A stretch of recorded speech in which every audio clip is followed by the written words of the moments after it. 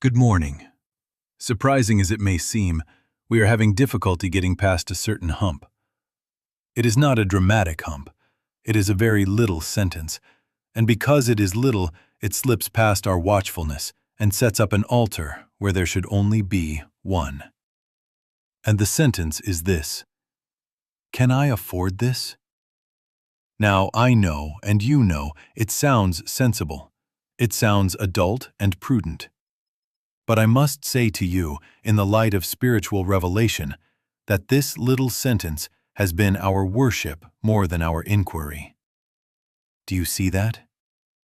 You are in the market, you have something in the cart, or you stand before a decision about a class for a child, or a repair at home, or a gift, and the instant reflex is not really about figures on a tag.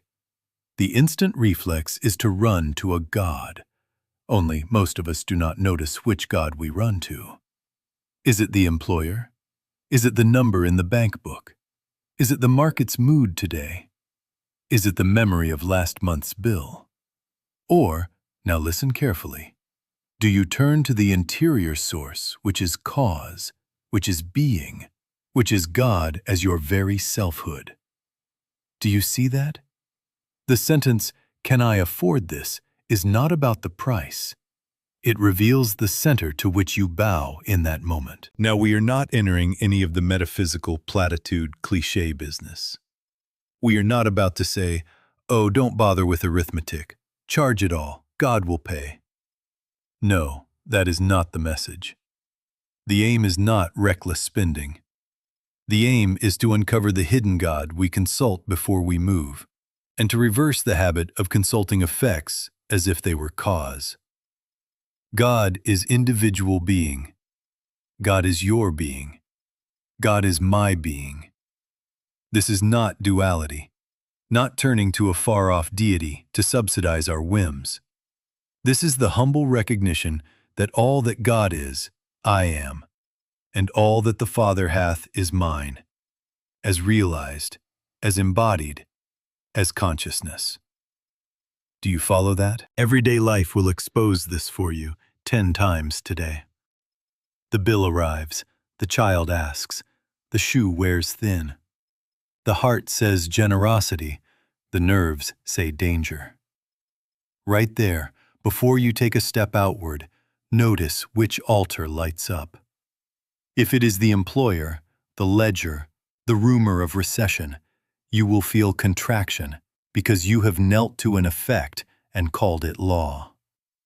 If it is the Father within, if it is the I that I am, you will feel a measure of stillness even before any decision is made. And then the decision can be made, not out of fear, not out of pride, but out of peace. Do you see that? So let us mark this little sentence as our bell. When it rings, we are not to scold ourselves. We are to wake ourselves. Whom am I worshiping now? And then, quietly, deliberately, turn. Father, Thou art the source, the only cause. Let Thy grace be the sufficiency here. Now we are beginning, not to spend recklessly, but to live from reality. Now let us make, quietly but decisively, the first reversal in consciousness. The bank book is not your supply. The salary is not your supply. Now, this is where the non-dual foundation stops being literature and becomes life. God is individual being. God is your being. God is my being. This is not duality, not a looking out to a far-off deity and trying to persuade it to pour a few extra dollars into our bowl. No, it is the recognition that the very life, mind, substance, and law of being which you call God is the I that I am. Supply, then, is not external. Supply is the activity of that presence as your consciousness. The form may be dollars today, a new idea tomorrow, a phone call the next day. But the source is never in the form. The source is never in the figure. The source is never in the book. The book reports. Do you see? Why does money fear feel so convincing? Because it borrows the tone of wisdom. It says, be realistic, look at the numbers. And we must answer, yes, but I will not worship the numbers. Prudence is not fear. Prudence is stewardship after acknowledgement of source. Fear is worship of appearance before acknowledgement of source. The serpent talks with a sensible voice. It points to facts, but they are partial facts, effects torn from cause. When you and I kneel to those partial facts, we feel contraction because we have granted law to a picture. The picture has no law. The report has no power. The thermometer does not freeze the room, nor does the bank book freeze your good. Do you follow that? So first, we turn. Not to manipulate a universe, not to affirm 1,000,000 times in order to jack up a balance, not to hypnotize ourselves into optimism, but to acknowledge an inward presence. Father within, thou art the source. All that the Father hath is mine, as realized. And then we wait a breath or two until peace registers. Out of that peace, action will be authorized, sometimes to buy, sometimes to postpone, sometimes to create, sometimes to give. But always, the sequence is this: cause first, report later. Inner authority first, outer figure after. If you reverse that, you will live as a beggar to your own printout. If you keep it straight, the report will come to serve rather than to rule. Let the book be what it is, a statement of yesterday's weather.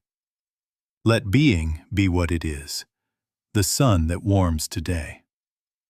And as you abide there, the fear loses its impersonated wisdom, and you discover sufficiency where it has always been. Here, within, as the activity of God that is your very life.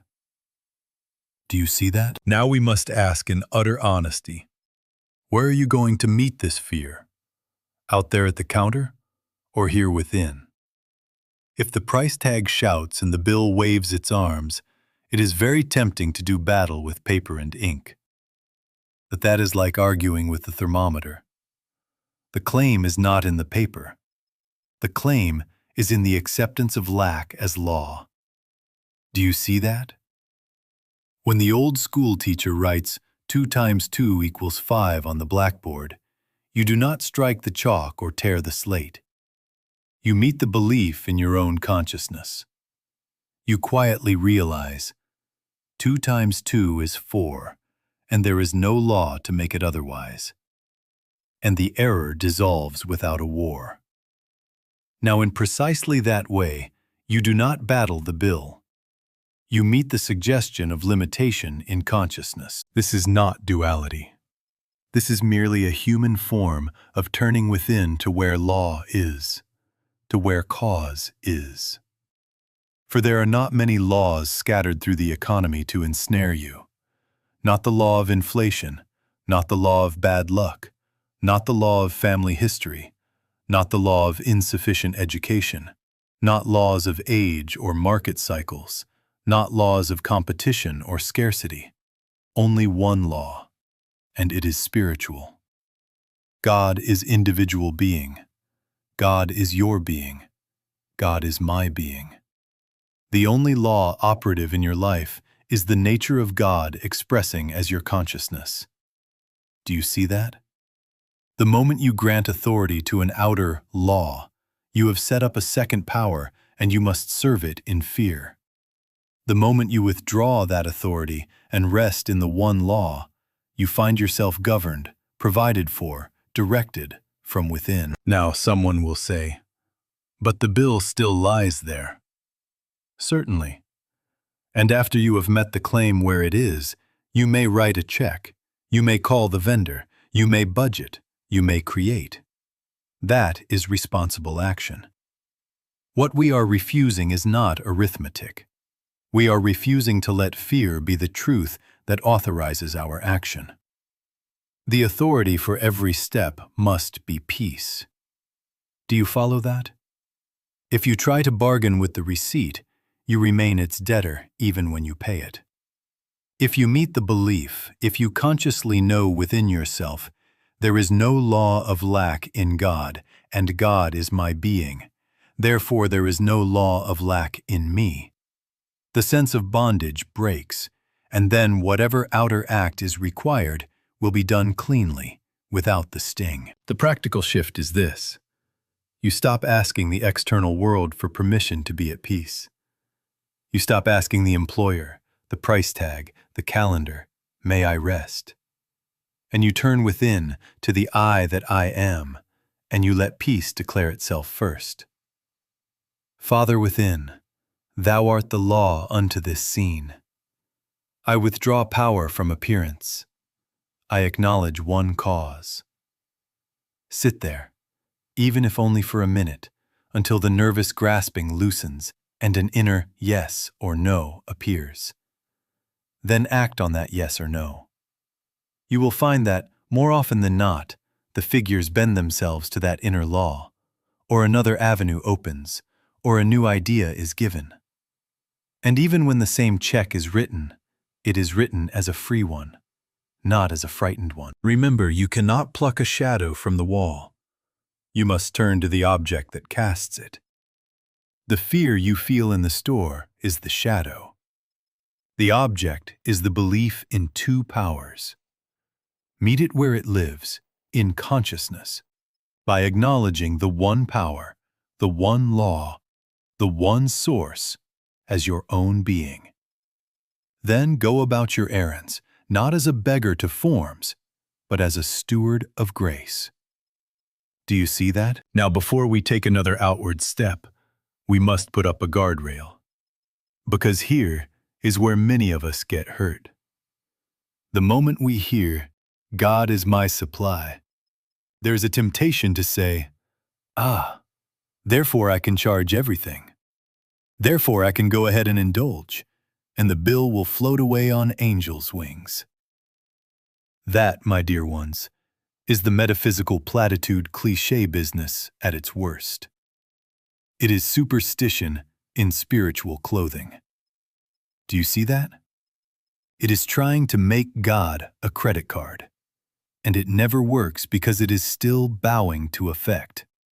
It is still using the outer to try to prove the inner, and the inner needs no proof. The inner is cause. The inner is law. Inner supply is not permission for indulgence.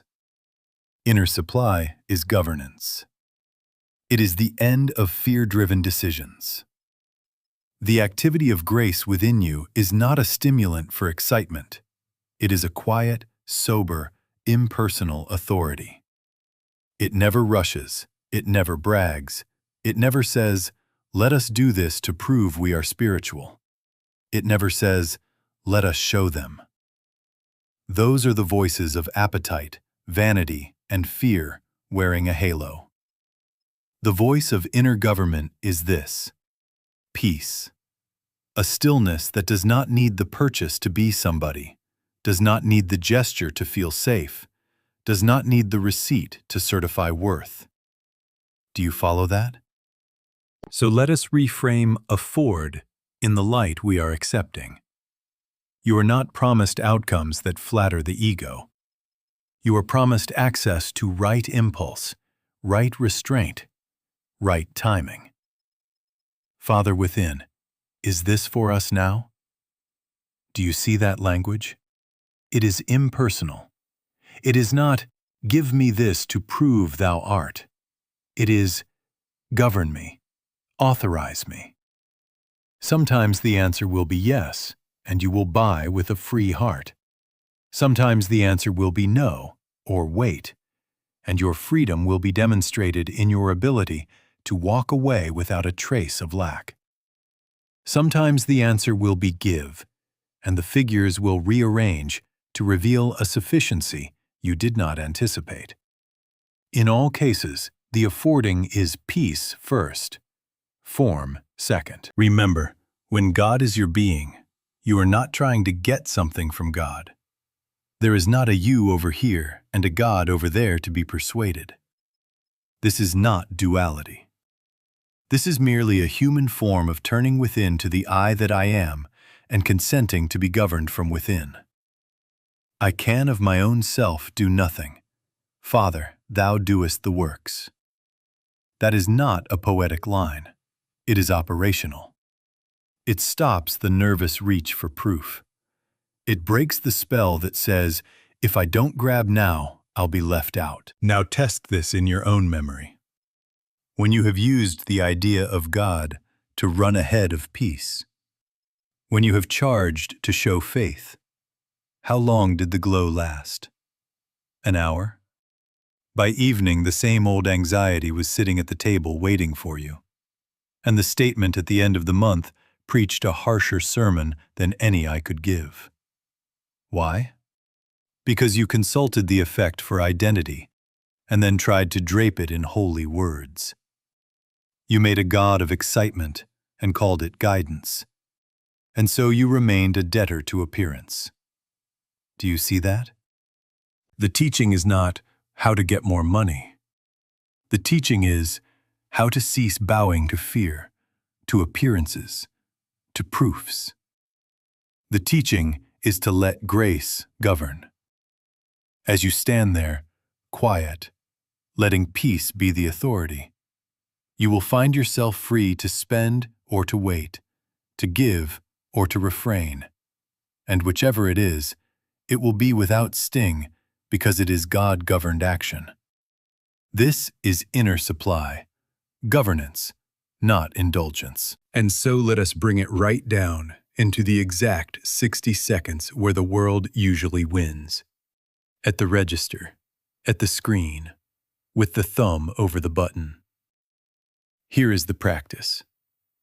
When that little sentence rises, "Can I afford this?" You do not shame yourself and you do not rush. You pause, physically and mentally.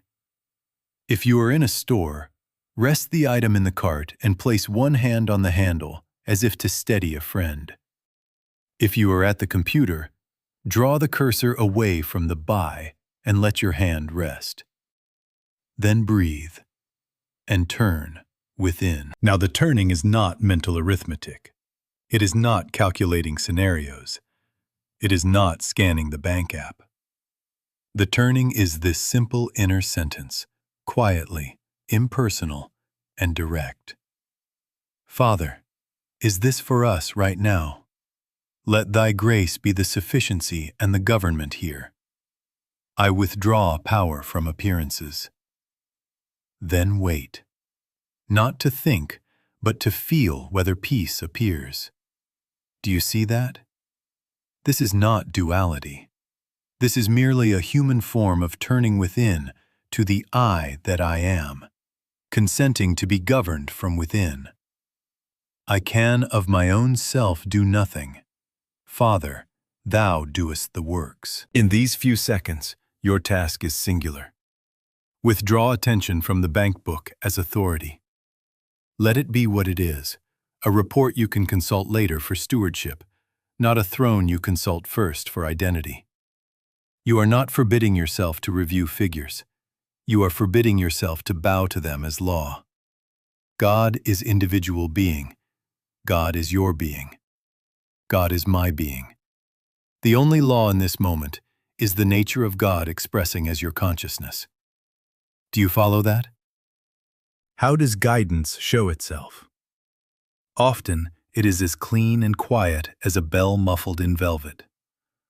Sometimes a clear yes comes, and with it a simple, unexcited peace.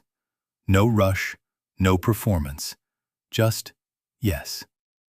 Sometimes a clear no arrives, and with it a freedom that has no regret. No sense of missing out, only release. Frequently, it is not now, and the sign of that is patience without strain, a willingness to close the tab or walk away and feel nothing taken from you. If peace has not appeared in 60 seconds, take that very absence as guidance. Wait.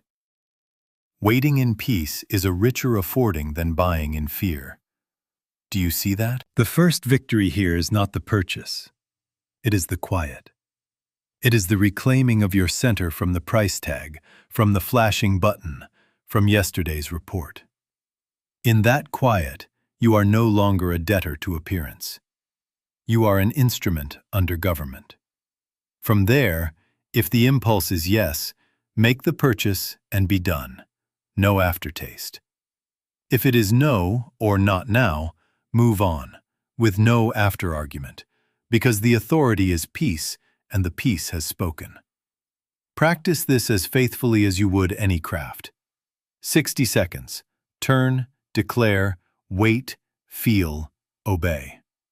The more you do it, the sooner the reflex fear will meet a presence it cannot bully. And then, whether you buy or refrain, you will have spent those moments in the true affording. Thy grace is sufficient. Do you see that? Now, when I say, thy grace is sufficient, I am not offering you a slogan to drape over nerves. I am pointing you to the only way this resolves. By a shift from willpower to grace. From your cleverness and your budgets alone, to the activity of the Christ within your consciousness as law and sufficiency. Do you see that? This help has to come as the activity of the Christ, not as my understanding, not as your arithmetic, however sensible. I can of my own self do nothing. Father, thou doest the works. That is not humility theater. That is a statement of spiritual physics. And so the prayer tone, if you want to call it that, is not a bargaining posture. We are not changing God's mind. God has no changing moods. We are permitting a change in our state of consciousness. Quietly, almost without voice, you learn to say, "Let thy grace be the sufficiency unto this situation, this decision, this household." Do you hear the impersonal note? Not "get me what I want," but "let thy grace be." The moment you take that tone and actually rest there, the first change is almost always interior. The numbers on the page may be the same at 9:01 as they were at 9 o'clock, but you are not the same reader of them. The contraction begins to unhook. The jaw eases. The breath returns. The nervous compulsion to fix, prove, grab, or run softens. Do you see that? What has changed? The God you were worshiping 5 minutes ago, figure, forecast, memory, has fallen from its little throne, and the one law has resumed its natural government. Often there is a felt sense, a warmth, as if a small fire had been kindled somewhere behind the heart. A release, like loosening a belt that has been cinched too tight. A quiet assurance that does not need a receipt to applaud it. The room hasn't grown brighter, but the edge has gone out of it. And then, with that edge gone, the compulsive decisions, the ones that breed lack by their very fear, no longer drive the car. You will find that the right idea forms of itself. The simple phone call suggests itself without drama. The obvious step that had been invisible appears in a kind of unhurried light. One touch of the Christ is enough to raise the dead. It is more than enough to raise a budget out of hysteria. Do you follow that? Here is the paradox you must live long enough to trust. The day you stop seeking money as savior is the day you become available to the right employment, the right outlet, the right contact, without personal strain. As long as you chase dollars as God, you crowd the channel and hear only appetite and alarm.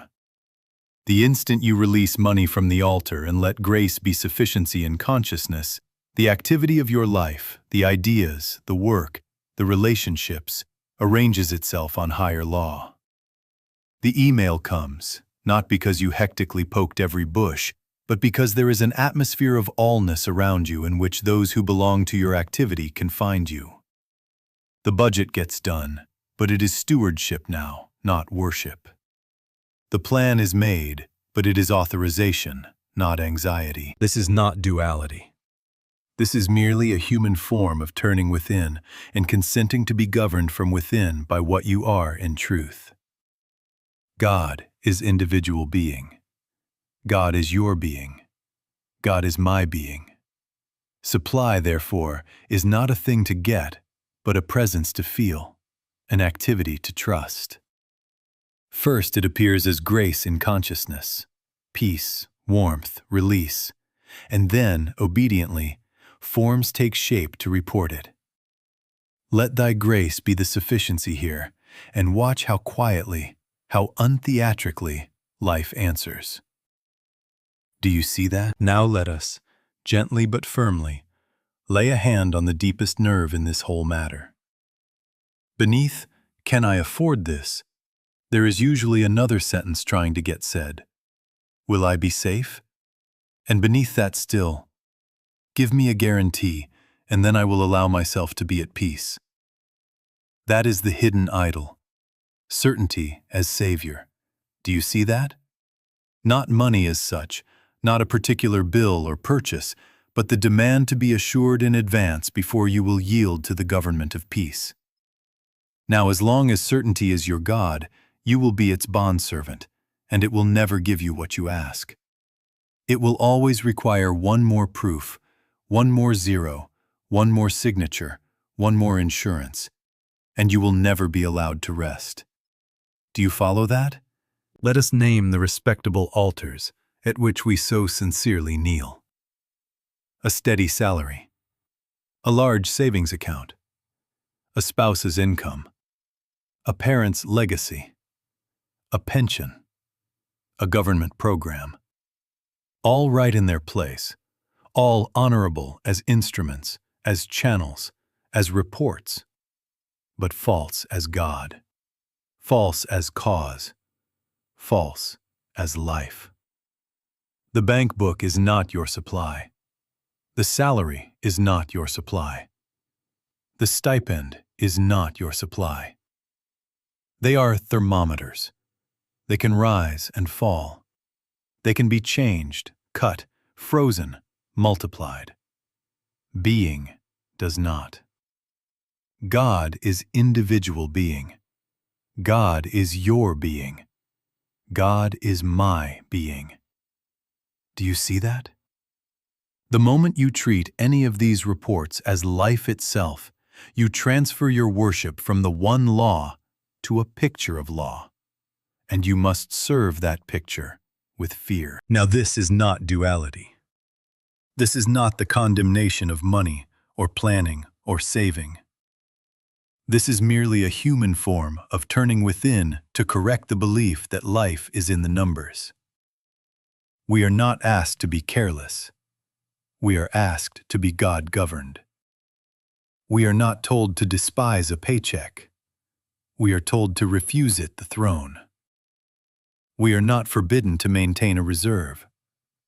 We are forbidden to let a reserve become our redeemer. The bank book can rise and fall. Being does not. The market can applaud and scold. Being does not. The salary can be raised and reduced. Being does not. Do you see that?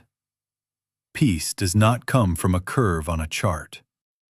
Peace comes as grace in consciousness, and then charts obediently report what grace has already established. If certainty is your idol, abundance cannot free you. You will add barns to barns, numbers to numbers, and tremble just the same, because the God you serve is never satisfied. It whispers, "Fine, but what about next year? Fine, but what about illness? Fine, but what if?" And so you count, and you check, And you wake at 3 o'clock to read the same figures that could not bless you at 10. And you try to wring security from ink. That is poverty, dependence upon certainty as savior. True wealth is dependence upon being. True wealth is the ability to lay down the demand for a guarantee and let peace precede the proof. Let thy grace be the sufficiency here, and then let the plan emerge soberly from that sufficiency. Do you follow that? So the practice is subtle but simple. When you feel the clutch for a guarantee, if only I had 6 months saved, then I could breathe. If only the contract were signed, then I could trust. Catch that voice as the serpent it is and answer within yourself. Father within, thou art my certainty. Life is not in the number, but in the law. I withdraw power from appearances. Sit there, even for 1 minute, until a measure of peace appears. This is not refusing to save, this is refusing to save fear. This is not avoiding wise planning, this is avoiding worship. First peace, then plan. First grace, then figures. First cause, then report. You will find that when peace authorizes your prudence, prudence becomes stewardship rather than slavery. You can keep a job without being kept by it. You can maintain a reserve without being maintained by it. You can receive from a spouse, from an institution, from a government, and remain free because you know the channel is not the source. The bank book can rise and fall. Being does not. Say it until it says itself in you. The bank book can rise and fall. Being does not. And when that is realized, even faintly, the idol of security topples, and you stand where you have always stood, on holy ground, governed from within, with peace as your first wealth, and every other good as its obedient report. Do you see that? Now inevitably someone asks, well then, do we throw away the budget? Do we stop paying attention to bills? And the answer is no. Responsibility continues. Worship ends. Do you see that? You can keep accounts. You can pay bills on time. You can negotiate terms. You can learn new skills and accept new assignments without granting any of these the status of cause. They are instruments. They are stewardship. They are the hands and feet of an activity that begins within as peace. God is individual being. God is your being. God is my being. From that basis, management is not a strain. It is obedience. This places you in a position of non-competition.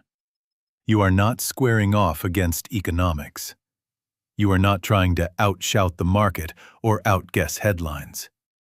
You are refusing to let economics define reality. Do you see that?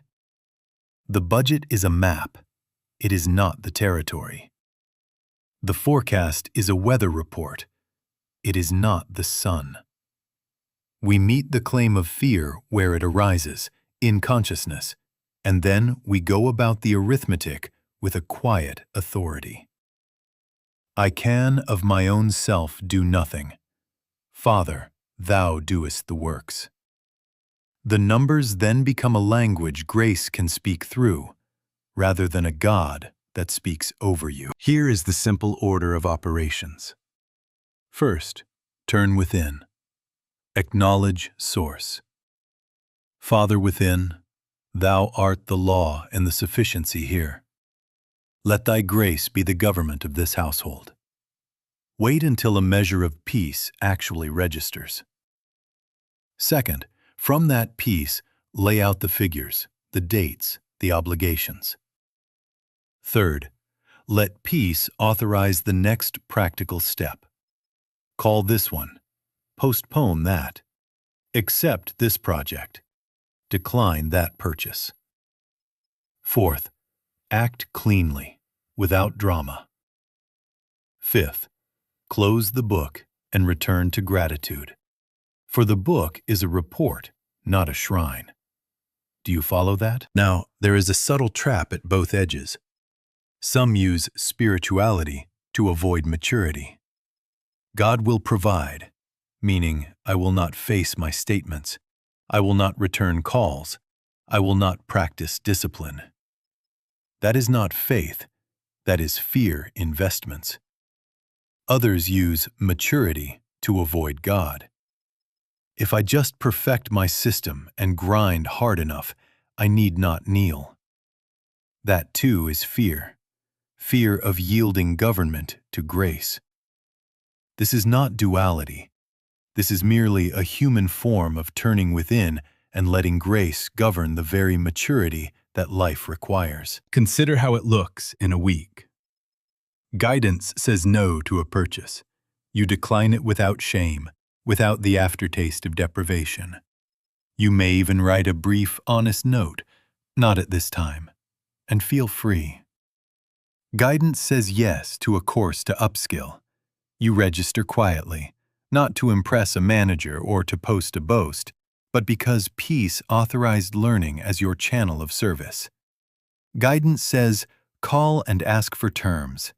You phone the vendor respectfully and arrange a plan, not as a beggar, but as a steward. Guidance says, give. You give, and the ledger will later record what grace already supplied. Room to love. Practical management is wise, but it becomes liberating only when it follows inner source rather than replacing it. The checkbook balanced under fear is a leash. The checkbook balanced under peace is a tool. The plan crafted to avoid God is a prison. The plan received from God is a path. Keep the order. Peace first, steps second. And you will find that competence ripens without hardness, that diligence appears without dread, and that your affairs begin to carry the quiet tone of a life governed from within. Do you see that? Now there is one more dependence that must be named, because it comes with a halo and a newsletter. It is the temptation to outsource your peace to the expert, the influencer, the secret method, the membership, the tithe as transaction, the right system. Join this community and your fear will end. Buy this framework and your money will flow. Sow this seed and God will be obliged. My dear ones, do you see that this is the oldest idol with a fresh coat of paint? It says, give me your faith and I will give you certainty. And for a moment, you feel held. And then you are back where you were, only now with a subscription. Not laws of methods, not laws of gurus, not laws of systems, not laws of donations. Only one law, and it is spiritual. God is individual being. God is your being. God is my being. The Christ within is the counselor. Everything else is at best a finger pointing. Do you follow that? Frankly, I can't do it for you, nor can the writings or the recordings do it for you. If my voice, my presence, my books leave you believing you in any wise need me, then I have sinned against you.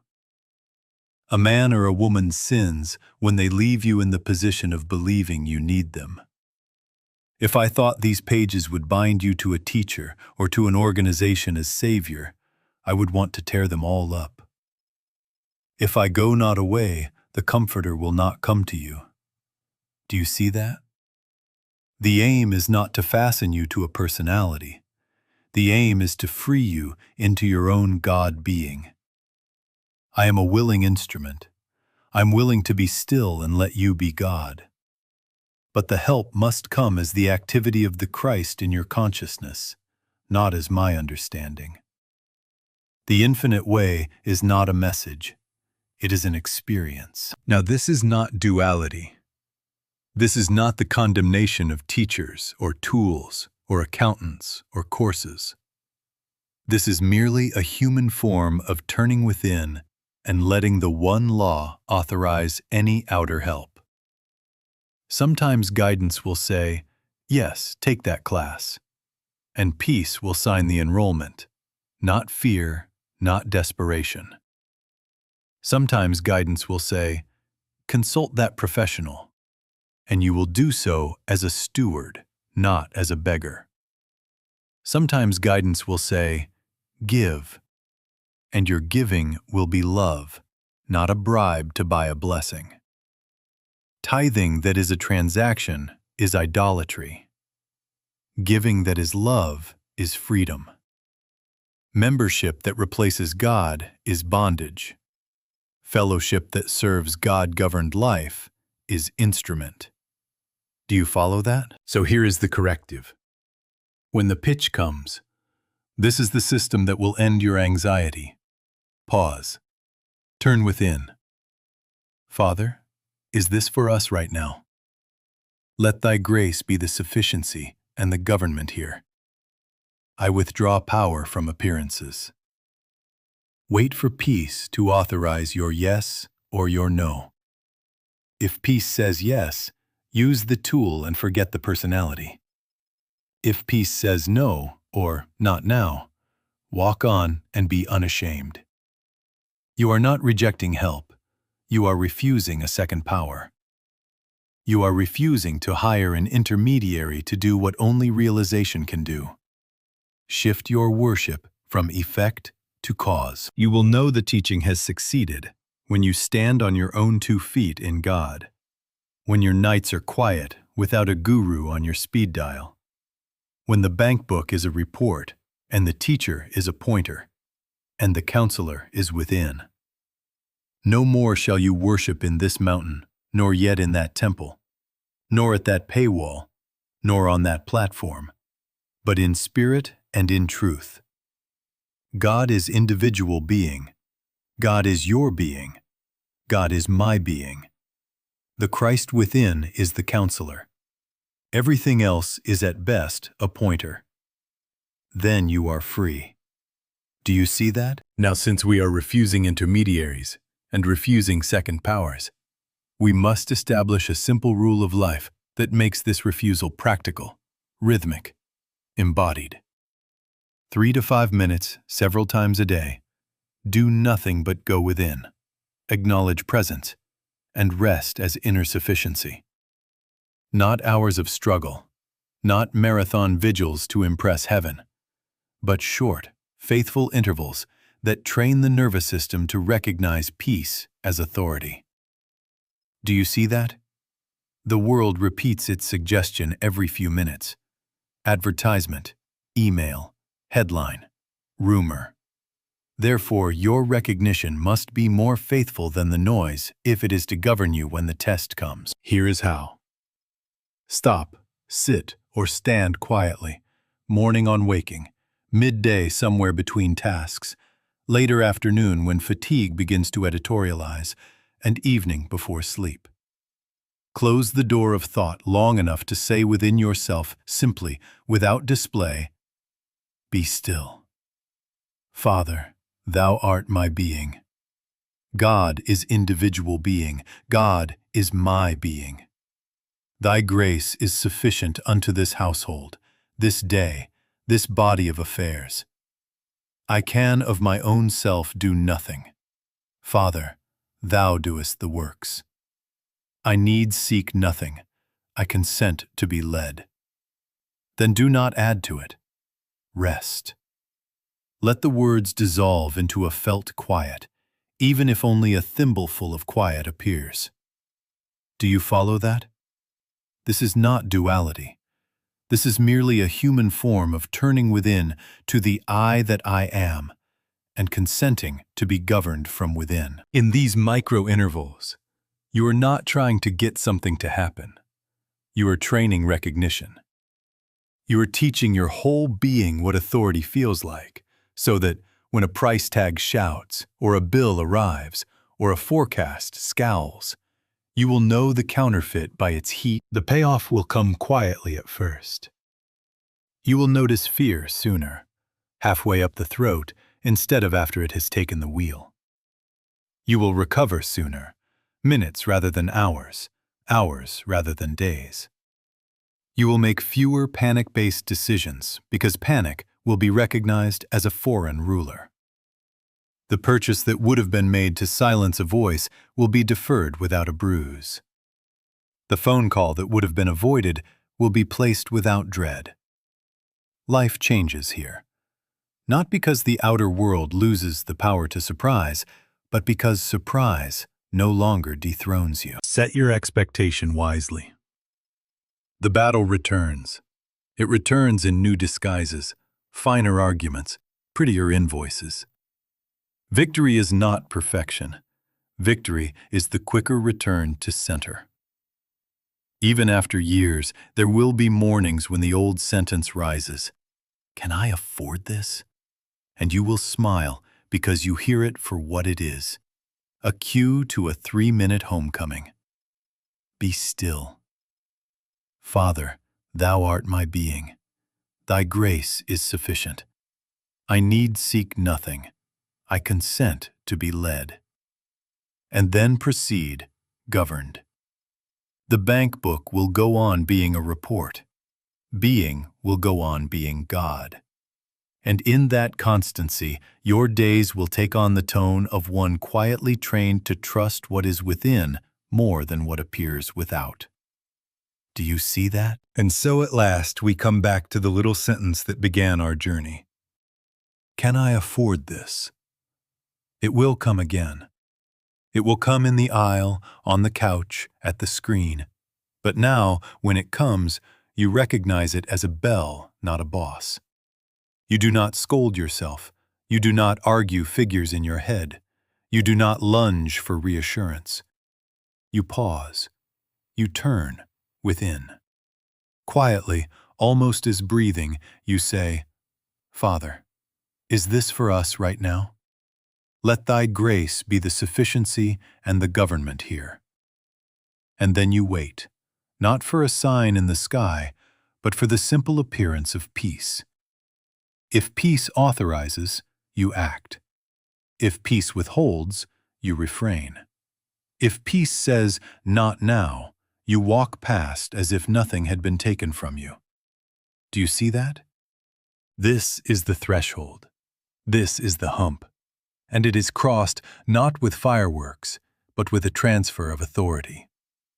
Before, you consulted appearances first, and then, if frightened enough, tried to use God to support what the numbers had already decreed. After, you consult being first, and then let the numbers take their rightful place as a report. The bank book remains what it always was, a report, a thermometer. But you have stopped asking the thermometer to be the sun. The fear may still knock at the door. It does not get the chair at the head of the table. God is individual being. God is your being. God is my being. In that realization, the order reverses. Peace first, picture second. Cause first, effect second. Law first, report second. Do you follow that? You know you have crossed when your reflex is no longer to tab over to the banking app, but to turn within. You know you have crossed when, in the very moment that in old days would have produced a tightening and a quick purchase or a panicked no, there is instead a softening and a willingness to be governed. You know you have crossed when the prospect of not now does not humiliate you, and the prospect of yes does not inflate you. Not money as God, not fear as counselor, not numbers as law. Only God as individual being, the one law, the one sufficiency, appearing as your very consciousness. This is not duality. This is merely a human form of turning within to the I that I am, consenting to be governed from within. The place whereon you stand is holy ground, because the government of your life is no longer outsourced to weather, wages, or whispers. And so let us seal it as simply as a child could carry it. Pause. Turn within. Listen. Obey peace. That is all. You do it at the register. You do it at the desk. You do it before you send the email or sign the paper. You let grace be the sufficiency in consciousness. And then you let forms come as they must. Now, later, or not at all. Without fear. Without pride. And if you would have a final word to carry in your pocket, let it be this prayer. Not as bargaining, but as consent. Father within, let thy grace be the sufficiency unto this day, this home, these bills, these decisions. Without fear, without pride. I can of my own self do nothing. Thou doest the works. I withdraw power from appearances. I rest in the one law. And then, quietly, you go on your way. Governed. The bank book will go on being a report. Being will go on being God. That is the other side of the hump. Do you see that?